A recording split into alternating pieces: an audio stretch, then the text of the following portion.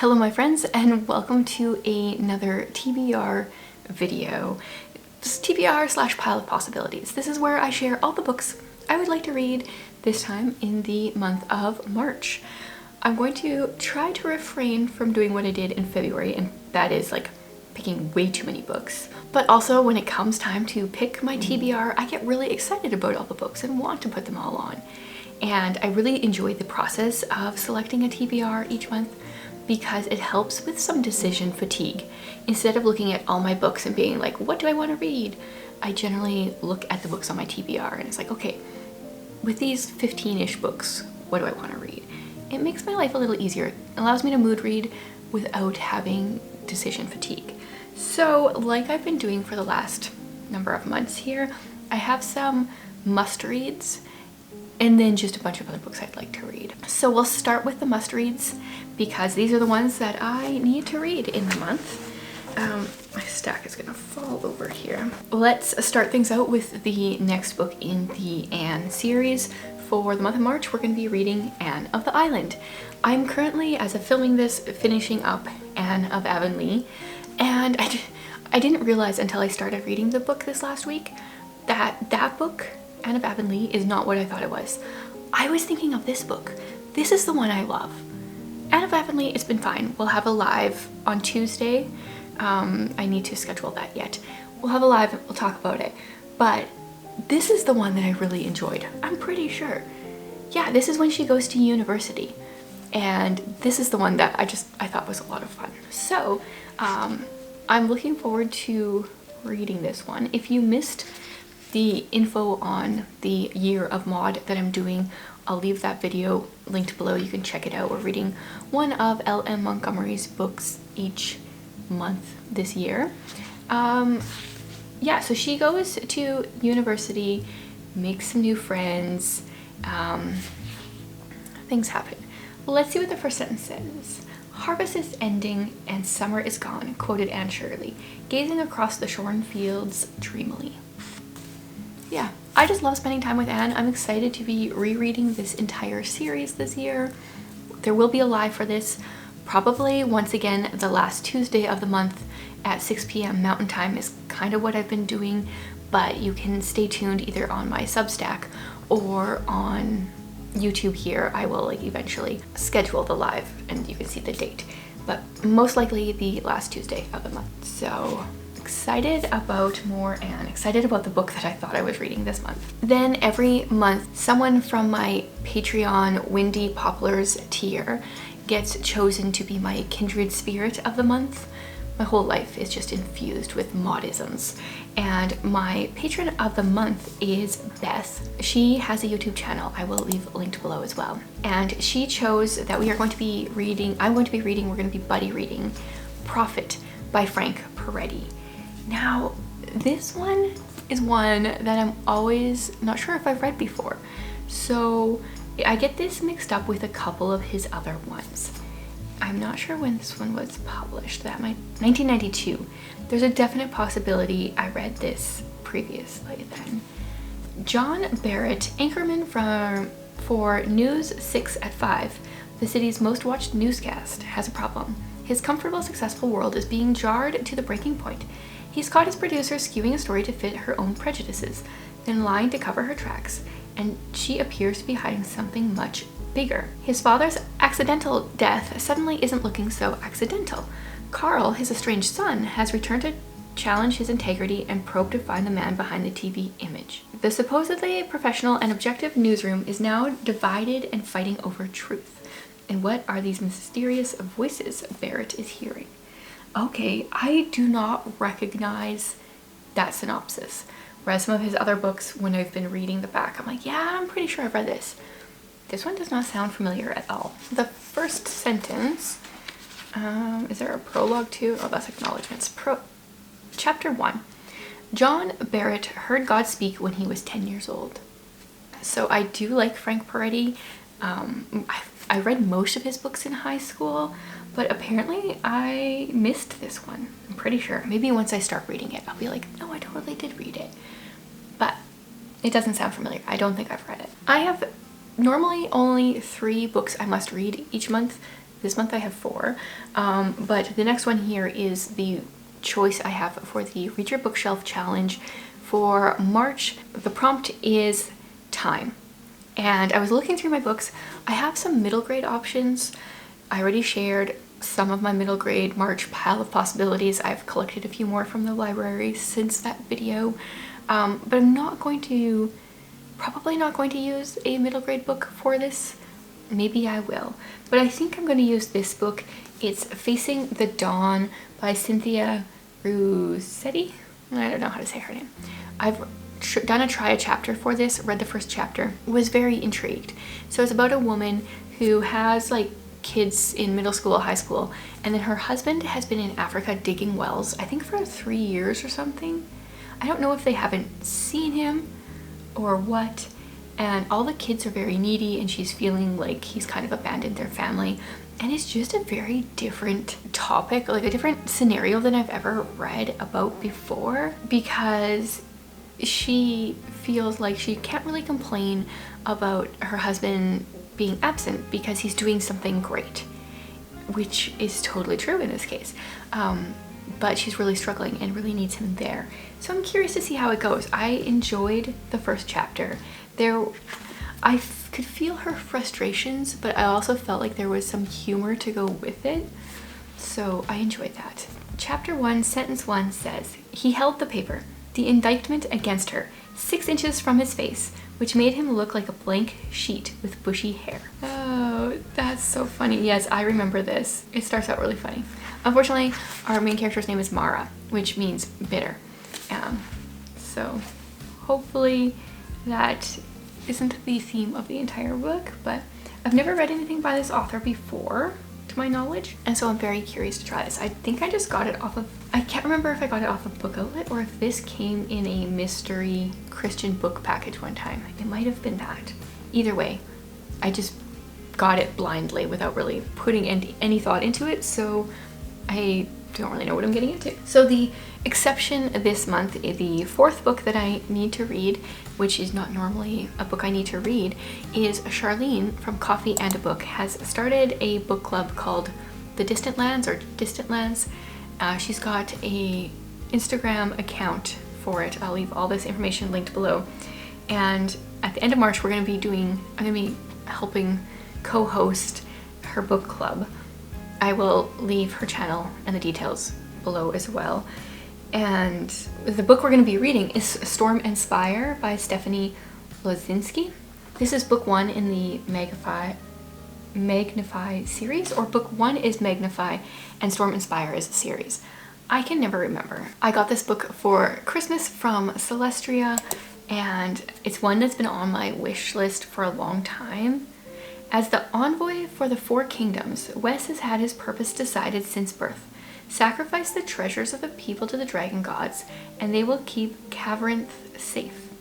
For 5 years, he's been forced to watch his kingdom fall into ruin while carrying an unbearable grief of his own. So I have no idea, but I think this author is a homeschool mom, which is cool, and she's Canadian, and she has cats. So I feel like she checks a lot of boxes in similarities to me. Let's see. Oh, there's a G.K. Chesterton quote at the beginning. Chapter 1. The spire stood at the center of the world, watching everything, presiding over the birth of babies and the death of old men. Okay, that's an interesting first sentence. Interesting to kind of go from the perspective of the spire. Okay, so those are my must-read books. There is also the Christian Booktuber book club. The prompt for March is to read a current season book, a book set in the current season. And so we've been having this discussion, like, what is the season? Right now outside my window, it looks like winter, but like spring is in the air. And so I feel like with March, it's gonna be a spring book. But I'm struggling to find a spring book that is not a straight up romance book. So if you guys have suggestions for me, please leave them in the comments because I would love to join in. But most of the books that I can think of that are specifically spring are romance heavy, and I'm just not in the mood for that, / almost never in the mood for that. So if you guys have suggestions, let me know. Now I didn't realize this stack is almost all classics. that I want to read, and then I've got a bunch of ebooks as well that I want to share for my pile of possibilities. So we'll go through the classics. The first one is Anna Karenina. If you watched my video on the classic tomes that I'm avoiding, Anna Karenina was voted the next one that I read, and you guys had some really good things to say about this book. I'm actually no longer dreading it or worried about it. I think it's going to take a while because it's 920 some pages, but it sounds like there's some good qualities to the book, but it also sounds like I definitely need to keep a character list. I'm curious. I have started it before, but that was years ago. Let's see what the first sentence says. Happy families are all alike. Every unhappy family is unhappy in its own way. I do like that. That's a good quote. It's a good start to the book. So there's that one. That one I'll be starting and then reading throughout the next few months. I also really want to read The Man Who Was Thursday by G.K. Chesterton because he's my literary mentor for the year, and I've only read Orthodoxy by him yet so far this year, so I want to read this one. Also, it's pretty short, under 200 pages. This is a psychological thriller that centers on 7 anarchists in turn-of-century London who call themselves by the names of the days of the week. He explores the meanings of their distinguished identities in what is a fascinating mystery and ultimately a spellbinding allegory. Oh, interesting. I did not know it was an allegory. So, yeah, very curious. This one has had very conflicting thoughts. People have had very conflicting thoughts that they shared with me in the comments. Some of them are like, you're gonna love it. Some of them are like, it's weird or whatever. I don't remember what it was, but very conflicting. Chapter 1, The Two Poets of Saffron Park. The suburb of Saffron Park lay on the sunset side of London, as red and ragged as a cloud of sunset. Oh, I like that for a description. It's very vivid. So, no idea what I'm getting into when it comes to this one. But I do like that I have both of these modern library classics that I want to read this month. They're so matchy-matchy, or at least start this month. And these are quite floppy. Definitely, I asked a while ago in a different classics video what your guys' favorite classic edition of classics was. I don't remember if anyone mentioned this one, but this should be really high up there. I don't see these very often, but based on feel, I would recommend the Modern Library. Another classic, this one is short, is Jane Austen's Sanditon. This one I think is also an uncompleted work of hers and is about 50 or 60 pages in this edition. It's just the end of the book here. And this will be my last of Jane Austen's works that I need to read yet. Yeah, it's really short. And once again, because it doesn't say anything on the back, I know nothing going in. I'm okay with that with her shorter works here. I was very impressed by Lady Susan. The Watsons, I was like, man, if she had fleshed this out and turned this into a full-length novel, I think that might have been one of my favorites of hers. So I'm like going into this very optimistic. A gentleman and lady traveling from Tunbridge towards that part of the Sussex coast which lies between Hastings and Eborn, being induced by business to quit the high road and attempt a very rough lane, were overturned in toiling up its long ascent, half rock, half sand. Whew. Okay, that was long. This, just judging from the first few pages here, is very much formatted the same way as the Watsons, where she doesn't have a lot of paragraphs. She uses dashes in between to kind of show a little break. So I wonder if that is just the way she wrote her drafts, because her full-length novels are not like that. So that's interesting. Yeah, going in optimistic, but trying to keep my expectations low at the same time. And the last classic, I really want to start reading Cranford by Elizabeth Gaskell.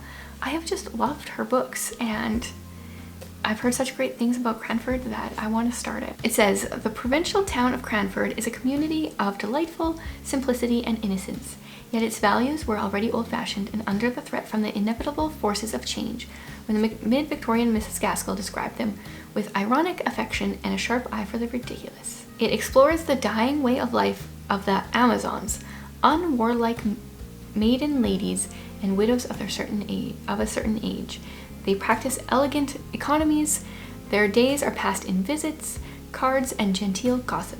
But along the comedy is the pathos of restricted lives, born with courage. I don't know. I think whatever that says, I think that Elizabeth Gaskell can do it well. So I'm looking forward to it. And the last physical book I have is a nonfiction, Live Your Truth and Other Lies by, I don't remember how to say her name, Elisa Childers. I just know her as the girl from Zoe Girl. So I bought this last spring, so I really want to get to it before I've had it for a year. It says, are you weary of the latest self-help books that promise to set you free, but only imprison you with a laundry list of studies to consider, positive affirmations to recite, and Facebook groups to join? We've all seen the memes that populate the internet. Live your truth, follow your heart, you only have one life to live.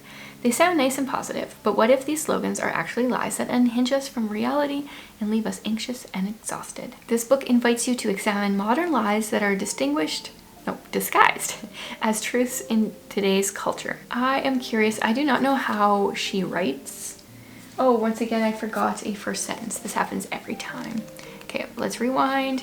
Back to Cranford. First sentence for Cranford. In the first place, Cranford is in possession of the Amazons. All the holders of house above a certain rent are women. Right, I've read that when I got the book. Don't really know what that means just by itself. Back to Live Your Truth. I do not know how she writes. I'm hoping that there's a little bit of lightness and humor in her writing because I really appreciate that in my nonfiction. Chapter 1 is called Airplanes. It says, trust me, even though I've never done this before. First sentence is, my finger was literally on the button. Okay. It makes me want to read more, that's for sure. This has some really good chapter titles and subtitles. So Airplanes, trust me, even though I've never done this before. Trousers, rebuilding the Tower of Babel, or is it Babel? Leprechauns, live your truth. Popsicles, you are enough. Armageddon, you should put yourself first. Cheerleader, authenticity is everything. New York, you only have one life. Mosquitoes, God just wants you to be happy. McJudgy Pants, you shouldn't judge. Friends, you are the boss of you. Jukebox, it's all about love. Chips, girl power is real power. Death March, live the truth. Okay, so it sounds like she might have some humor. I'm looking forward to that. Now I've got a few books that I want to read that I have on my Kobo. The first one is Calculated by Nova McBee. This one really came across my radar in January. On my Patreon, we have a monthly book club where we talk about books that we enjoyed recently or sometimes rant about some. And someone brought up Calculated, and all I can remember is that they mentioned that it has some kind of, was it a biblical allegory or something like that? And we were all interested, but we don't know, like, he wouldn't share which one it was. I think it was a spoiler. But so now I've just been intrigued, and this is going to be a movie soon, so that's interesting. It's set in Shanghai and Seattle. Calculated is a gritty modern-day blend of The Count of Monte Cristo and Mission Impossible. She has many names: Octavia, 88, Phoenix, Josephine. She's a math prodigy, a calculating genius, and everyone wants her. In 17-year-old Joe Rivers' complicated world of numbers, there's no such thing as coincidence. When she is betrayed by someone she loves, kidnapped by the world's most wanted smuggler, and forced to use her talent to shore up a criminal empire, Joe deems her gift a curse until she meets Red. Okay, I'm just gonna read that much. It sounds really, really interesting, so it's about time that I read it. I've heard it, I like mildly heard it circulating a number of years ago, or when it first came out, and then I didn't hear much, so it wasn't on my radar, but now it is. And the first sentence for Calculated is, what is it? Okay, oh, that's the prologue. I don't read the prologue. Okay, chapter 1 is in the past with Josephine. Elke Beach, I don't know if that's how you say it, Seattle, Washington. My dad is going to kill me. Okay, well, that's intriguing. It's a gripping first sentence for sure. I do not remember if I put this one. I don't think I put it on my February TBR, but I might have.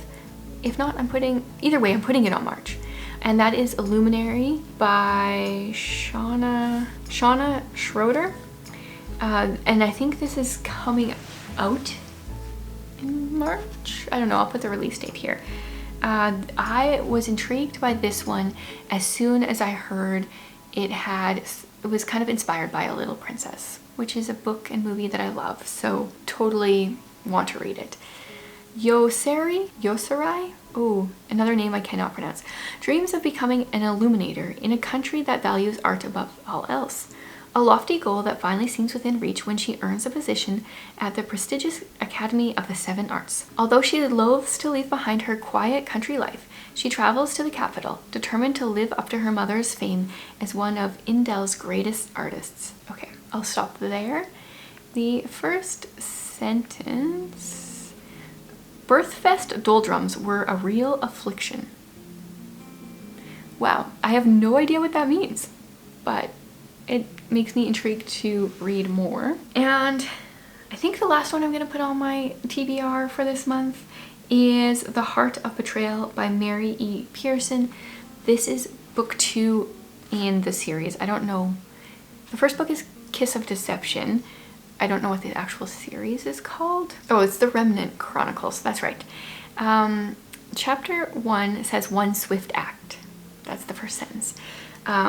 In the first book, we follow a young woman who is about to be married to the prince, but she doesn't want to marry someone she's never seen before. So she decides to run away, and then she becomes a server at a tavern, and unbeknownst to her, the prince is searching for her and finds her, and so does someone that is going to assassinate her, or is sent to assassinate her. And I can't believe that I have not picked up book 2 yet, because I really enjoyed book 1 and it's pretty fast-paced. So yeah, I want to read book 2 so I can read book 3 and finish the series. So I think that's all I'm putting on for my March Pile of Possibilities TBR. I think it's even smaller than February's, which is positive for me because I haven't even finished reading all of my books from February, which is fine. But also I just want to be able to read them all, so trying to keep it a little smaller this month. Let me know if you've read any of these books, if you've enjoyed them. Oh, I did forget that I am going to attempt to have a chat for Anna Karenina. A couple people mentioned they wanted to join in, and I will leave the information for that below. I'm not trying to be vague. I honestly don't know at this point. I need to figure it out. I'm thinking maybe on Fable. I didn't want to do it on any kind of social media because not everyone has that. But like an app like Fable would be easy to download. So as of right now, that's what I'm thinking, but look in the comments or in the description for the actual information. If you want to join me in reading Anna Karenina, you are more than welcome to. I don't know if the chapters are super long. Let's just quickly check that out. Chapter 1 is like 2 pages, and then yeah, they're decently between like around 5 pages, less than 10 pages each. At least the first 2, and then we've got like 2 pages. Oh, that's interesting. Okay, so they seem to have short chapters. Always a bonus. Let me know what you guys are planning on reading in March.